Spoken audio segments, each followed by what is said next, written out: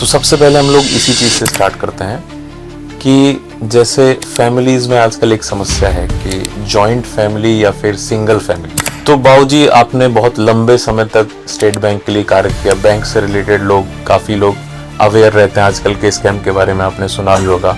38.5 साल लगभग काम किया हूँ। तो बाबूजी, वैसे एक आजकल लोग बहुत मीम बनाते हैं इस चीज़ पे कि बैंक, स्पेशली सरकारी बैंक में, हम लोगों को लगता है कि सामने जो चीज़ दिखाई दे रही है वो ज़रूरत की है कि नहीं है, उसको भी ले लेते हैं, या मान लीजिए बचाएंगे तो भी सैलरी का 10% 20%, उससे ज़्यादा नहीं बचाते। नमस्कार दोस्तों, आप देख रहे हैं द बनारस पॉडकास्ट, और द बनारस पॉडकास्ट में हम लोग आजकल के सामाजिक मुद्दों पे बात करते हैं और अपने गेस्ट लोगों से जो आजकल के मुद्दे चल रहे हैं उस पर समाधान खोजने की कोशिश करते हैं। तो आज के हमारे गेस्ट हैं SN प्रसाद, जिनको हम लोग बाबूजी भी बोलते हैं, और उनसे हम लोग थोड़ा सा घरेलू और बैंक से रिलेटेड मुद्दों पे बात करेंगे।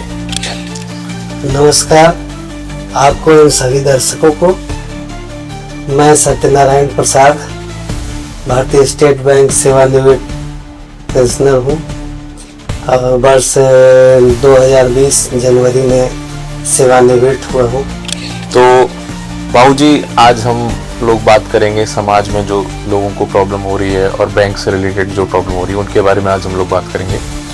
तो सबसे पहले हम लोग इसी चीज़ से स्टार्ट करते हैं कि जैसे फैमिलीज में आजकल एक समस्या है कि जॉइंट फैमिली या फिर सिंगल फैमिली। तो इसके बारे में आप क्या कहना चाहेंगे, कौन सा बेटर रहता है और किस में मैनेजमेंट करना ज़्यादा अच्छा रहता है? देखिए, दोनों का अपना अलग अलग मतलब इम्पोर्टेंस है। किसी एक को ही नहीं कहा जा सकता है कि ये अच्छा है या ये अच्छा है, दोनों का अपना महत्व है। जॉइंट फैमिली में होता है कि सारे लोग सामूहिक रूप से काम करते हैं, मतलब 4 आदमी है तो 4 आदमी मिलकर के जो कोई भी किया। लेकिन उसमें एक चीज देखा जाता है कि मतलब लापरवाही जिसको कह सकते हैं कि बाबूजी ला रहे हैं तो भाई चलिए हमारा काम चल जा रहा है। लेकिन एकल परिवार जब हो जाता है तो सारे लोगों को अपनी चिंता हो जाती है कि हम जब करेंगे तभी उसका ये होगा। तो दोनों का अपना अलग महत्व है। लेकिन ज्यादातर देखा जा रहा है कि आजकल एकल परिवार ही मतलब ये हो रहा है, और यही कारण है कि समाज में इसकी संख्या बढ़ रही है। तो सारे लोगों का झुकाव भी उसी तरफ है। तो बाबूजी, आपने बहुत लंबे समय तक स्टेट बैंक के लिए कार्य किया। बैंक से रिलेटेड काफी लोग अवेयर रहते हैं आजकल के स्कैम के बारे में, आपने सुना भी होगा। तो जैसे बैंक से रिलेटेड आप अपना कोई बहुत अच्छा एक्सपीरियंस शेयर करिए जिससे हमारे दर्शक लोग जान सकें। मैंने एक्सपीरियंस तो मैं 38.5 साल लगभग काम किया हूँ। अब एक्सपीरियंस तो बहुत सारे हैं और बहुत सारे क्षेत्र भी उनका है। अब किस टाइप का मतलब कि एक्सपीरियंस, कोई भी ऐसा जिससे थोड़ा सा रोमांचक एक्सपीरियंस रहा हो बैंक से रिलेटेड, जो आम लोगों के एक्सपीरियंस में नहीं आता है, जिसको सुन के लोगों को अच्छा लगे, हाँ बैंक में ये भी होता है। तो जैसे कि बैंक में तो आम लोगों की शिकायत रहती है कि भाई काम नहीं होता है, कोई सुनने वाला नहीं होता है। मैं अपने समय में डिसीज्ड अकाउंट पेमेंट एक होता है, जो आदमी मर जाता है उसके रिश्तेदार को पैसा देने का। मेरा प्रायोरिटी रहा कि हम उसको बहुत थे, मतलब प्रायोरिटी के बेसिस पे देखते थे। जैसे ही आया तो दूसरे काम को भी थोड़ा सा इग्नोर करके इसका भुगतान हम करते थे। एक बार हम चतरा ब्रांच में थे जो झारखंड में है, तो वहाँ एक आदमी था, थोड़ा नेता टाइप का या पत्रकार टाइप का भी कह सकते हैं उसको। उसका एक क्लेम था, उसके फादर मर गए थे, तो उसका एक एप्लीकेशन आया हुआ था। तो मुझे जिस दिन दिया था उसके तीसरे दिन ही आगे झगड़ना शुरू कर दिया। हालांकि उस दिन ही हम उसका काम कर दिए थे, लेकिन उसको हो सकता है कोई लगा हो कि भाई हमारा काम नहीं कर रहे हैं लोग, हो सकता है पैसे के लिए लोग रोक रहे हो, इस तरह से आके झगड़ने के लिहाज में ही तो करने लगा। मैं उसका सारा चेक बना करके रख दिया था। तो जब झगड़ने लगा तो हमको गुस्सा आ गया। एक तो हम सारा प्रायोरिटी इधर देते हैं और उसको ही करते, तो उसको हम बोले कि सुनो भाई, देखो तुम्हारा परसों आया था फॉर्म और आज हम इसका काम कर दिए हैं। इतना जल्दी अगर 3 दिन के अंदर पूरे भारतवर्ष का हम नहीं करते हैं, किसी भारतवर्ष के किसी भी बैंक में आप तुम दिखा दो कि 3 दिन में पेमेंट हो गया होगा, तो आज ही के डेट में हम रिजाइन कर देंगे। तो आदमी आश्चर्य हो गया, फिर उसका मुंह भी बंद हो गया, फिर वो अपना गुस्सा जो है वापस लिया। तो बाबूजी वैसे एक आजकल लोग बहुत मीम बनाते हैं इस चीज पे कि बैंक स्पेशली सरकारी बैंक में लोग टालने की कोशिश करते हैं, जो कर्मचारी होते हैं वो बोलते हैं लंच टाइम के बाद आइए, थोड़ी देर बाद आइए या थोड़े दिन बाद आइए। तो क्या ऐसा सच में होता है कि या फिर लोगों की एक भ्रांति बन गई है, भ्रम बन गया है, कैसा होता है? देखिए, जब तक हम सर्विस में थे तो हमको भी लगता था कि लोगों के दिमाग में इस तरह की बात है ना, ये भ्रांति ही है। लेकिन जब हम रिटायर हो गए और एज ए पब्लिक हम जाते हैं बैंक में, तो जब हमको भी ये अनुभव होता है कि सही में बैंक में लोग नौकरी लग गई है, तो वो अपने आप को शहंशाह समझते हैं। अच्छा, है ना, सही मुंह से, मतलब इवेंट जानने के बाद भी कि हम बैंकर थे किसी समय में, तो हमको सही रिस्पांस नहीं मिलता। अच्छा, पब्लिक को कितना अच्छा रिस्पांस मिलता होगा, ये सोचने की बात है। और इसको मैनेजमेंट को भी इस बात पे ध्यान देना चाहिए कि अगर ग्राहक जाता है तो उसके साथ सही व्यवहार करें। तो बाबूजी एक और बहुत बड़ी समस्या हम लोग जनरेशन की कि बचत पे फोकस नहीं करते हैं। हम लोगों को लगता है कि सामने जो चीज दिखाई दे रही है वो जरूरत की है कि नहीं है, उसको भी ले लेते हैं। कई बार उसको EMI पे ले लेते हैं, पैसे नहीं होते हैं तो भी EMI पे उठा लेते हैं उस चीज को। हो सकता है उसका जरूरत 1 साल बाद पड़े या कभी ना पड़े।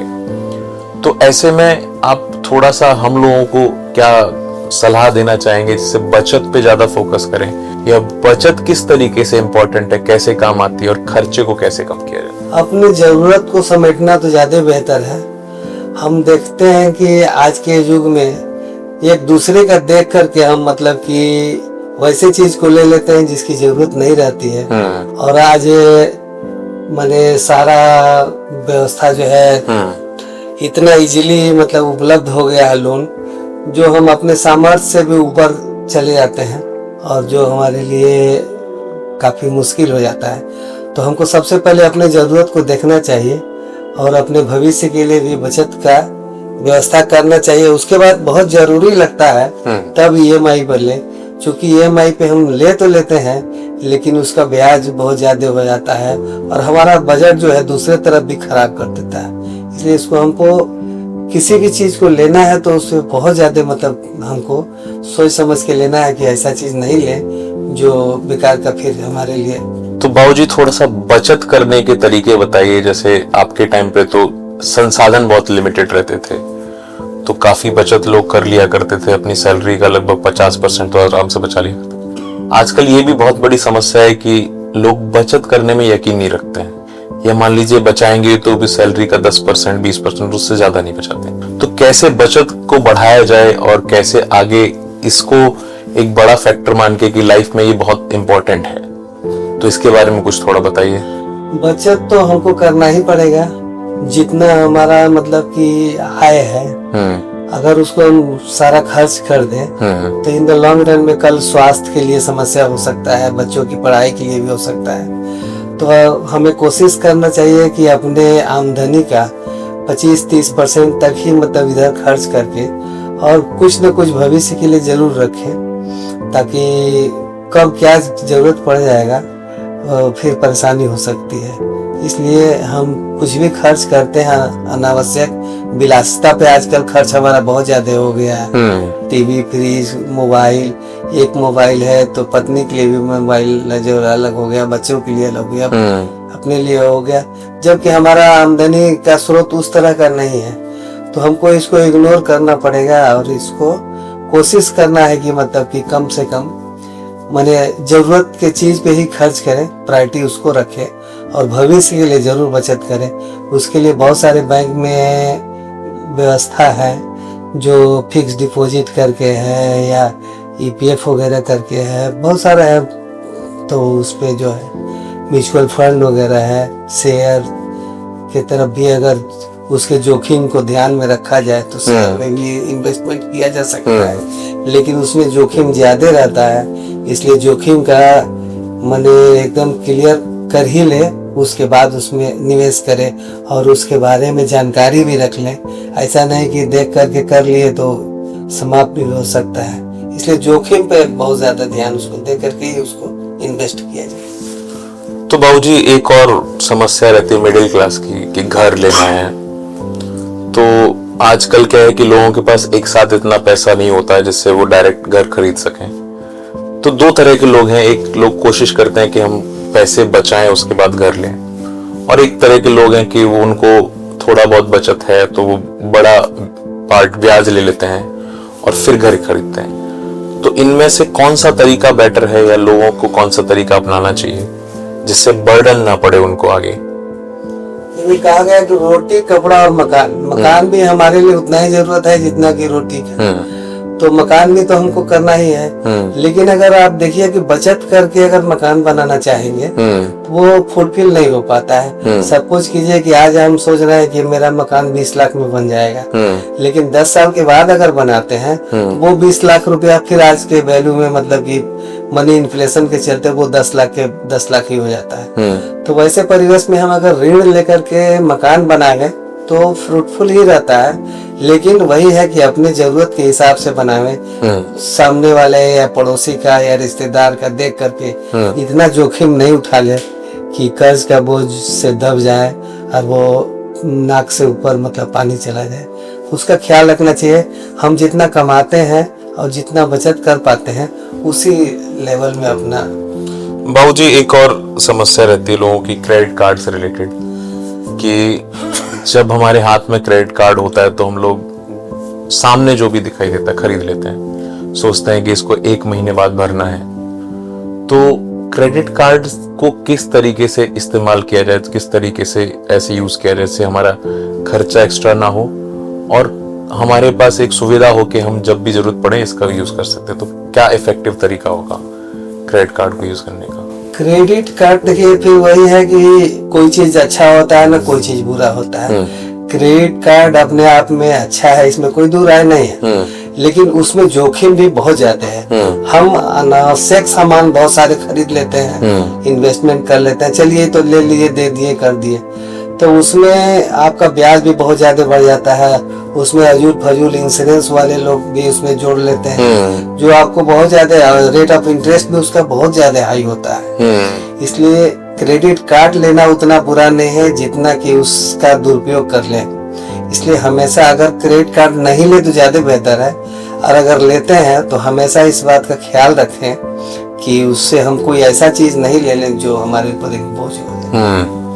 बाबूजी एक चीज और बहुत देखा गया है आजकल, जो वर्किंग लोग होते हैं, पहले के लोग होते थे जो एफडी रखने में काफी ज्यादा विश्वास रखते थे, जिनको एक फिक्स्ड डिपॉजिट रहता था तो सेफ्टी रहती थी, लेकिन आजकल बहुत कम लोग एफडी कर रहे हैं। ऐसा क्यों हो रहा है बाबूजी? एक्चुअली हम लालच में भी पड़ जा रहे हैं। बहुत सारे प्राइवेट बैंक जो वगैरह आ गए हैं या चीट फंड वगैरह लोग आ गए हैं, जो बहुत कम पीरियड में ही मतलब अपना दिखा रहे हैं कि 3 साल में दुगुना हो जाएगा, 4 साल में दुगुना हो जाएगा।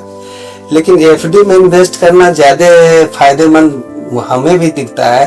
भले उसमें जोखिम जब नहीं रहेगा तो उसमें आमदनी भी कम होगा, जहाँ जोखिम जाते हो वहाँ दिक्कत। इसलिए एफडी जो बहुत ज्यादा जोखिम नहीं उठा सकते हैं, मेरा सलाह है कि उनको एफडी ही करना चाहिए। अगर बहुत ज्यादा उनको जानकारी नहीं है, शेयर की जानकारी नहीं है, म्यूचुअल फंड की जानकारी नहीं है, तो वैसे लोगों के लिए आज भी मतलब कि फिक्स डिपॉजिट करना ज्यादा बेहतर है मेरे समझ से। बाबूजी एक और बहुत प्रैक्टिकल समस्या है कि जैसे आजकल सोशल मीडिया का चलन बहुत ज्यादा हो गया है, तो क्या लगता है कि लोगों की लाइफस्टाइल पे कितना फर्क पड़ता है सोशल मीडिया से? सोशल मीडिया भी बहुत ज्यादा मतलब कि गलत सा मतलब मैसेज आता है, उसमें हमको हमेशा चौकन्ना रहना है और किसी झांसे में नहीं पड़ करके मैंने हमेशा अपने विवेक का काम करना ज्यादा अच्छा है। क्या सही है क्या गलत है, इतना मतलब कि आर्टिफिशियल इंटेलिजेंस वगैरह के चलते इस तरह के फेक न्यूज वगैरह आ रहे हैं, मतलब कि या बहुत सारा जो आदमी को परेशान कर दे रहा है। इसलिए हमको कोशिश करना है कि देख ले, उसके बारे में सारा समझ ले, तो उसी पे विश्वास करे और उसी पे अमल भी करे। तो बाबूजी आपके साथ बातचीत करना बहुत अच्छा लगा। मुझे लग रहा है कि हम लोगों के दर्शक जो देख रहे हैं उनको भी काफी कुछ प्रैक्टिकल चीजें सीखने का मौका मिला। जो चीजें आजकल लोग गैप फील करते हैं, गायब फील करते हैं अपने बीच से बातचीत में, वो शायद लोग देखें और समझें इस चीज को जो हम लोगों ने आज बातचीत की। तो ये था हमारा द बनारस पॉडकास्ट का एपिसोड, जिसमें हम लोगों ने बाबूजी से बात की समाज और बैंक से रिलेटेड चीजों के बारे में। हम लोग ऐसे ही अगले एपिसोड में मिलेंगे, जिसमें हम लोग और किसी मुद्दे पे बात करेंगे अपने किसी नए गेस्ट से। तो तब तक के लिए हम लोगों से आप जुड़े रहिए। नमस्कार और धन्यवाद आप सभी का।